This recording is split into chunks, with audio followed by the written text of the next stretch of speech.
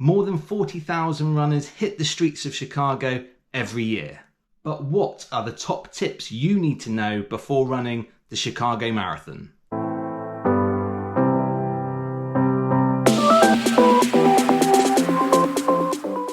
Welcome back to the channel, everyone. Now, the Chicago Marathon is one of my absolute favourite races. The crowds in the city are absolutely amazing, and I've compiled my top tips for you to smash the Chicago Marathon. If you haven't already, hit the subscribe button and you'll see all of my previous running videos. Look out for my upcoming video on things to avoid when running the Chicago Marathon, and it's coming out very soon.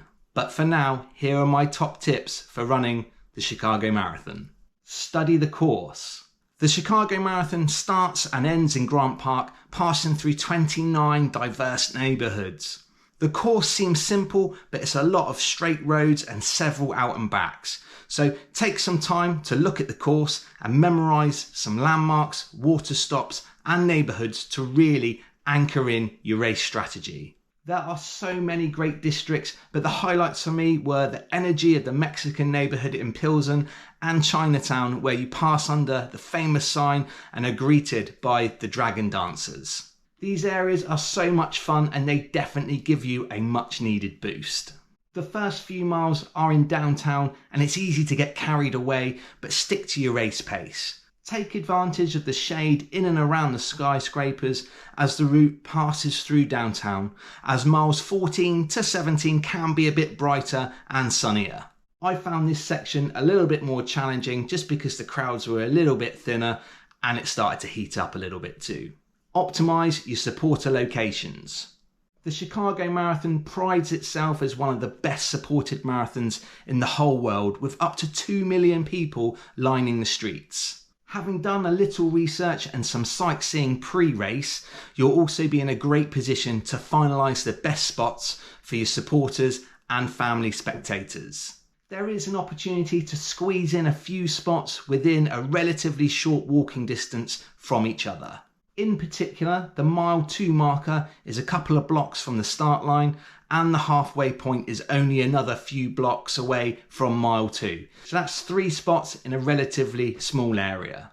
Then from here, mile 17 is within a walking distance, albeit a little bit further. Then there's plenty of time to catch the runners by heading back over to the finishing straight on Michigan Avenue, close by the finishing line.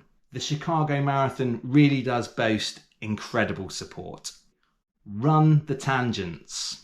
Now, running the blue line is a tried and tested tactic. The blue line on the course shows the tangents, and it's the quickest way to the finish and to only run 26.22 miles. It's particularly relevant to Chicago though, as there's lots of corners that you'll turn through and there are many wide roads. Taking the long way around corners can add half a mile extra to your race total. Keeping an eye on the blue line, even if you occasionally deviate from it, will give you something to focus on and help you attack the course efficiently. And efficiency is key. Remember, it's a massive field, so there will be occasions where you're going to have to weave a little bit past people. If you run into a large group, it might be a pace group, so try running to the side of the pack if you don't like the crowdedness. Accommodation location. Now, assuming you're a non-local, it's advised to book your accommodation early, as hotels around marathon weekend will fill up fast.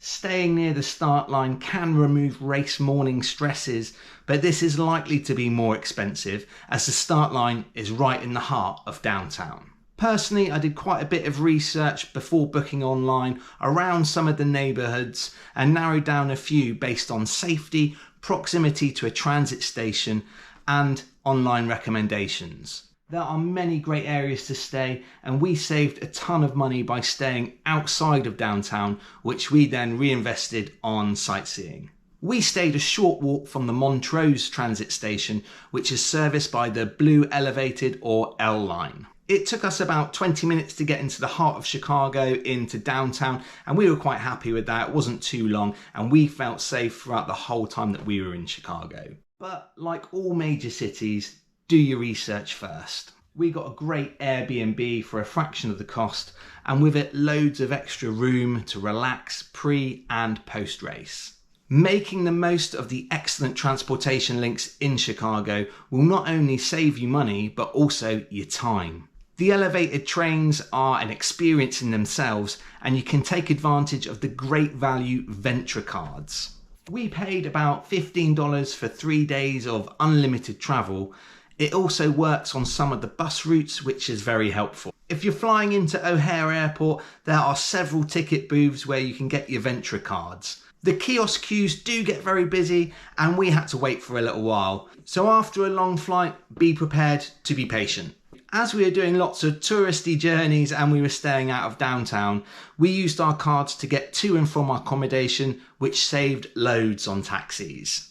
Make sure you do a bit of research on your nearest station, what places you want to visit, and how you're planning on navigating the city. As an out-of-towner, I downloaded a few Chicago transport apps before going, and they were very helpful for telling me which routes to take and which stations to get off at. Nail your aid station strategy. There are around 20 aid stations all over the course, and there's plenty of Gatorade and water for everybody. At the Chicago Marathon, I found that the hydration stations were really long with tons of volunteer workers, so the crowding here isn't as bad as you think. So if you don't get your cup of water straight away, don't panic. Just make eye contact with a volunteer and receive what you need. It may also not be worth making a beeline for the first couple of tables, as you'll run into less traffic that way and will be able to smoothly rejoin the race with minimal interruption. Also, remember to never try anything new on race day. Also, say thank you to the volunteers. They are absolutely amazing. And also, it's really good race karma. Be prepared for all weather. So, as Chicago Marathon is in October, the weather is often unpredictable. When I ran the Chicago Marathon, it was 8 degrees C at the start, so it was pretty chilly.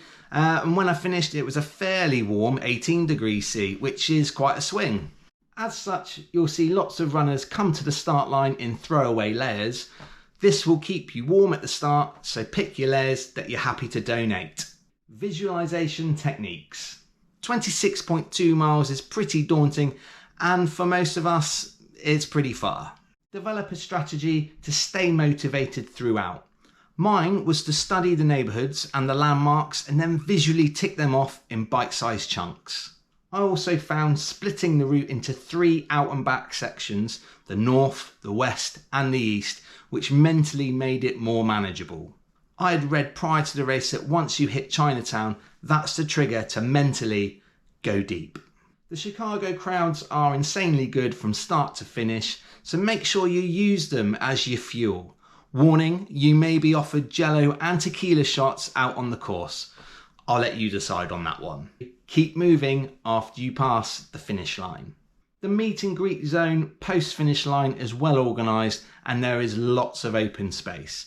I'll be honest with you, this is one of the few marathons where I felt really rotten after crossing the finish line. I felt like I had to sit down and I was ushered along abruptly after trying to work out some cramps and some dizziness. I know the marshals were just doing their job, but they literally threatened me with a paramedic. Taking some time out, I started to feel better, but unfortunately I sat in some chocolate ice cream, which was less than ideal.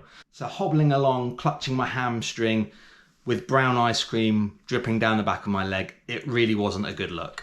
So be prepared to keep moving and being ushered for quite some time after the race. And finally, embrace Medal Monday. So this is the thing where you show your race bling, and there's so many cool spots for you to do it in Chicago. I was genuinely a bit shy on wearing mine after, but I'm glad my family persuaded me because the day after the race, there were so many finishers wearing their medals and their t-shirts, as well as their limps. But remember, whatever your time, it's important to be proud of your achievement and soak up the atmosphere in Chicago on marathon weekend. And those are my tips for running the Chicago Marathon. If you found any of these tips helpful, give it a like and a share, help spread the word of the channel. Make sure you hit the subscribe button and the notification bell to see all my future videos, including my tips to avoid during the Chicago Marathon coming up soon.